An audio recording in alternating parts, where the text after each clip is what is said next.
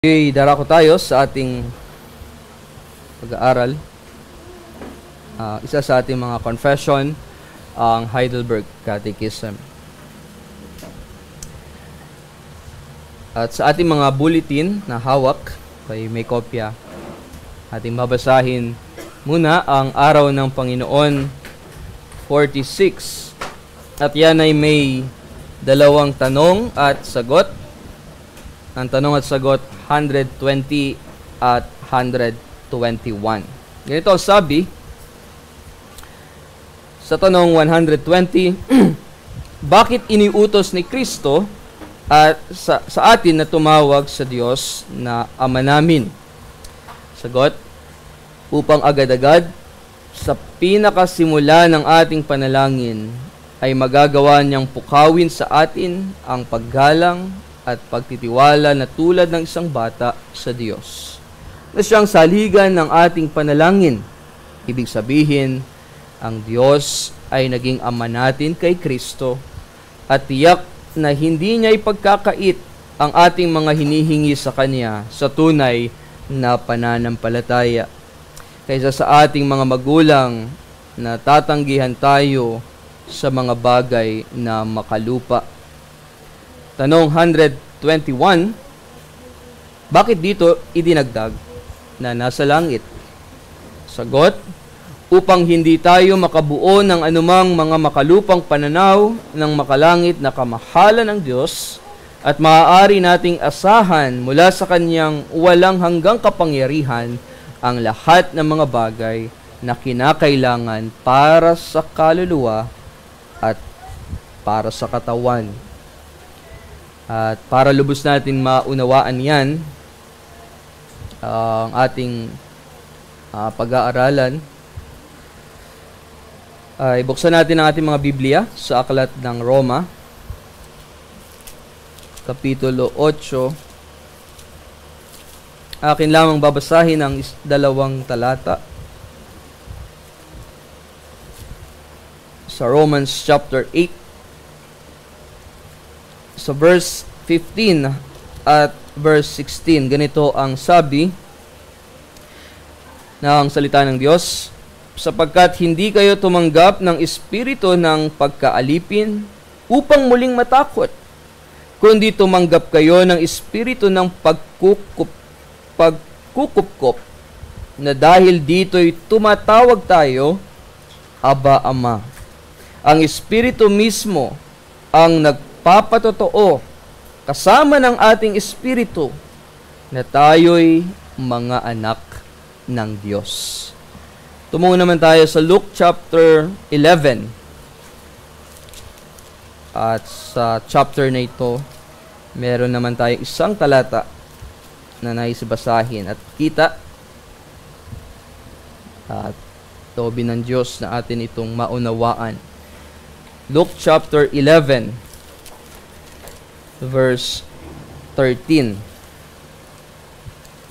Ito ang sabi, kung kayo nga na masasama ay marunong magbigay ng mabubuting kaloob sa inyong mga anak, gaano pa kaya ang inyong Ama sa langit na magbibigay ng Espiritu Santo sa mga humihingi sa Kanya. Purihin ng Diyos sa mga salitang iyan na ating binasa. Sana na-note po ninyo at maalala habang tayo ay nag-aaral ng isa sa ating mga confession. Mga minamahal na kapatid sa ating Panginoong Hesukristo, simula po noong unang panahon ng Iglesia, ang panalangin po ay laging mahalagang bahagi ng buhay ng mga Kristiyano.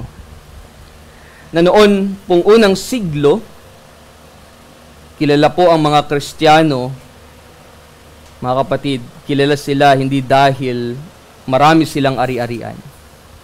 Marami silang magagandang katangian. Kilala sila sa kanilang pananalangin. Hindi po mahaba ang kanilang panalangin. Hindi rin po magagarbo yung kanilang mga binibitawang salita sa tuwing sila'y nananalangin. Sila ay tapat sa kanilang puso.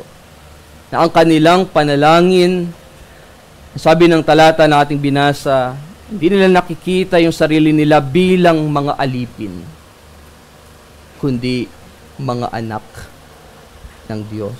Bilang anak sa kanilang ama. Na kahit na yung kanilang ama ay hindi nila nakikita. Ngunit dumating po ang panahon na ang salita ng Diyos ay nawalay sa kanila.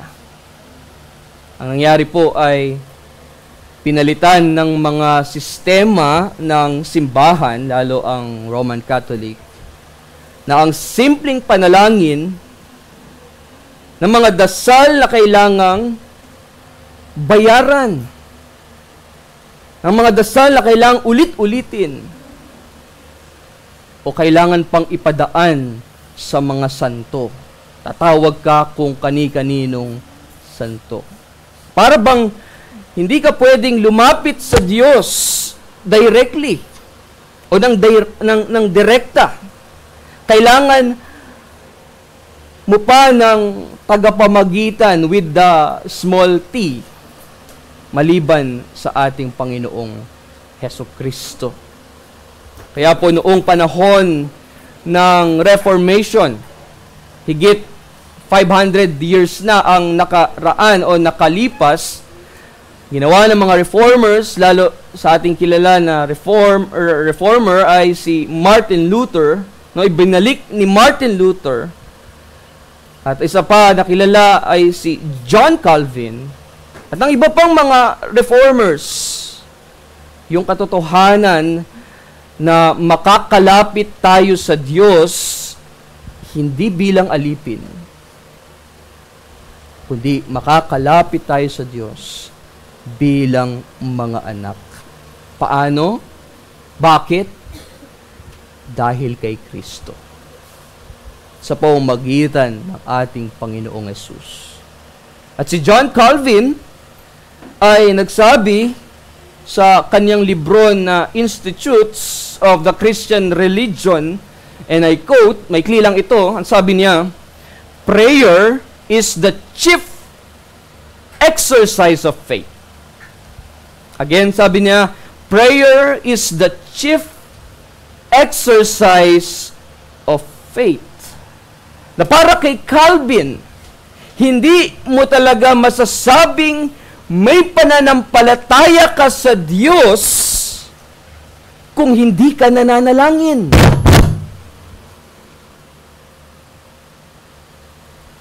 Pero ngayon, sa panahon po natin, at ito naman talaga ang nangyayari sa marami, hindi lang sa ating simbahan, kahit sa iba't ibang simbahan. Habang abala tayo sa maraming bagay, mas tumatahimik po ang ating panalangin. Tahimik dahil po napagod na tayong manalangin.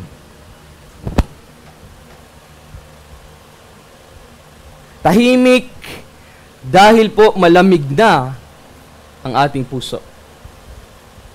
At marahil, hindi man po natin sinasabing tumigil na tayo sa pananalangin, pero kung tutuusin, kung titignan mong mabuti, unti-unti na pala tayong lumalayo sa pakikipag-ugnayan, sa pakikipag-usap natin sa Diyos. Hindi po dahil kulang tayo sa kaalaman tungkol sa panalangin, paulit-ulit nating pinag-aaralan ang patungkol sa panalangin. Hindi doon Marami tayong masasabi patungkol sa pakikipag-usap, pakikipag-ugnayan sa Diyos. Pero ang problema o ang issue ay Nakakalimutan na natin. Nakakalimutan na natin kung sino ang ating tinatawagan. Kaya nais ko pong ipaalala sa ating lahat, ipaalala rito sa ating ginawang paksa sa ating pag-aaral, na mayroon tayong Ama sa langit. Ama namin, Ama natin. Mula rito sa Heidelberg Catechism, Lord's Day 46, matututunan natin ang dalawang katotohanang makatutulong sa atin upang tayo'y muling lumapit sa Diyos sa pamamagitan ng panalangin. Ang una, paglapit ng anak o paglapit bilang anak. Pangalawa, pinapalakas ng Ama. Tayo na kanyang mga anak ay kanyang pinalalakas. Tingnan natin ang una. Kung mayroon pong isang bagay na gusto ko pong marinig ninyo sa sermon na ito, at gusto kong marinig mo ito ng malinaw ngayon, na kapag nananalangin po tayo sa Diyos, hindi po tayo lumalapit para patunayan ang ating mga sarili. Nakuha niyo po yun? Hindi mo kailangan patunayan ang iyong sarili sa harapan niya. Hindi mo kailangang mag-audition, magtatatumbling. Hindi mo kailangang mag-perform muna sa Kanya bago Kanya pansinin o dinggin sa iyong panalangin. Sa Heidelberg Catechism, question and answer 120, ang sabi ron, upang agad-agad, pag binanggit mo pa lang yung salitang, Ama namin, Ama, upang agad-agad sa pinakasimula ng ating panalangin ay magagawa niyang pukawin sa atin ang paggalang, and listen, at pagtitiwala na tulad ng isang bata sa Diyos. Or in other words, upang sa pasimula pa lamang po ng ating panalangin, tayo po'y matauhan, tayo po'y magising sa isang pagtitiwala ng isang anak ng Diyos. At naging anak dahil lamang kay Kristo. Dahil kay Kristo tayo ginawang mga anak ng Diyos. Ito na pong sabi ng Romans 8 verse 15, yung ating binasa kanina. Sa verse 15 ang sabi, sapagkat hindi kayo tumanggap ng espiritu ng pagkaalipin upang muling matakot, kundi tumanggap kayo ng espiritu ng pagkukupkop, na dahil dito'y tumatawag tayo, Aba, Ama. Sa madaling salita, mga kapatid,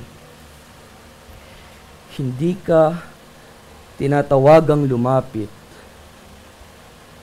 bilang isang stranger o bilang isang dayuhan, kundi tinatawagan tayo, tinatawagan Kanya na lumapit bilang tunay na anak, bilang isang anak. At ang pribilehiyong iyan na ibinigay sa atin, mga kapatid, yung pribilehiyong iyan, isipin mong mabuti, yan ay hindi basta-basta lang. Na yung masabi mong ikaw ay kinukup, ikaw ay inaring ganap, ikaw ay itinuring na anak ng Diyos. Isipin mo mabuti, yung salitang iyan ay hindi basta-basta. Iyan ay may kabayaran. At alam po nating lahat na hindi po tayo natural na mga anak ng Diyos. Na dahil sa malaking kasalanan po natin, tayo ay nahiwalay sa Diyos. Tayo ay mga rebelde. Tayo ay mga tumalikod sa Diyos. Hindi po tayo karapat-dapat kumbaga. Tayo karapat-dapat na lumapit sa Kanya. Hindi po tayo karapat-dapat, kung tutuusin, na tawagin niyang anak dahil sa sobrang sama natin. Dahil sa araw-araw, yung ating mga kasalanan ay nadaragdagan pa. Pero narito po, ipinapahayag sa atin ngayon ang mabuting balita ng Diyos, ang Ebanghelyo.